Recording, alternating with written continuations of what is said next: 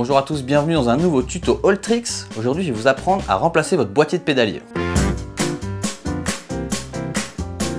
Pour cette opération, il va vous falloir un jeu de clé Allen, un chiffon, de la graisse, une clé à boîtier de pédalier ou un extracteur, un marteau et une presse selon votre type de boîtier. Pourquoi est-ce qu'on aurait besoin de remplacer son boîtier de pédalier? Un boîtier de pédalier qui est défaillant peut être à l'origine de craquements, ça peut être à l'origine de jeux dans le pédalier, mais un boîtier de pédalier qui est fatigué aussi peut tout simplement être des roulements qui tournent beaucoup moins bien et donc vous allez beaucoup plus vous fatiguer en pédalant, ce qui est vraiment pas terrible. Il existe principalement deux types de boîtiers de pédalier. Il va y avoir les boîtiers de pédalier qui sont pressés dans le cadre et il va y avoir les boîtiers de pédalier qui sont vissés dans le cadre. Je vais vous montrer comment on fait avec les deux types. Premièrement, on va enlever son pédalier. Une fois qu'on a accès au roulement, c'est super simple. On insère un extracteur à travers le boîtier de pédalier et avec un marteau, on vient taper pour enlever le roulement. Attention que l'extracteur porte bien sur l'entièreté du roulement et qu'il soit pas de travers. Faire bien attention en les enlevant à différencier le roulement de droite et le roulement de gauche parce que ça peut arriver qu'il n'ait pas la même taille sur les pédaliers SRAM par exemple. Faites également attention à toutes les rondelles et les petites entretoises qu'il peut y avoir. Mettez-les bien de côté et retenez bien où est-ce que vous les avez pris, surtout, super important. Une fois que vous avez enlevé votre boîtier de pédalier, nettoyez bien le cadre. Maintenant, on va venir graisser le cadre et pour remettre les roulements, on va utiliser une presse. On insère un premier roulement. Grâce à la presse, on va lentement presser le roulement en faisant bien attention qu'il rentre bien droit pour pas qu'il se mette de travers dans le cadre. Que là, ça peut vraiment faire des dommages irréversibles. On fait exactement la même chose de l'autre côté. Une fois qu'on a remis nos roulements, on remet les entretoises au bon endroit. On remet le pédalier et c'est fait. Pour les boîtiers de pédalier à visser, c'est encore plus simple. Il va juste falloir faire attention au sens du filetage. Du côté du pédalier, le filetage est inversé. C'est-à-dire que pour dévisser, il va falloir aller dans le sens inverse des aiguilles d'une montre. Moi, ma technique perso, pour pas me tromper sur le sens de filetage, je sais que si je mets la clé vers l'avant du vélo, il faudra toujours que je descende pour desserrer. On enlève des deux côtés. Vous pouvez avoir entre votre boîtier de pédalier et votre cadre des entretoises. Faites attention de bien les mettre de côté et de bien retenir de quel côté elles étaient. Une fois qu'on a enlevé nos roulements, même principe, on nettoie bien le cadre, on remet de la graisse. Avant de revisser votre boîtier de pédalier, pensez bien à remettre les entretoises que vous avez enlevées juste avant et on revient revisser notre nouveau boîtier de pédalier. Le côté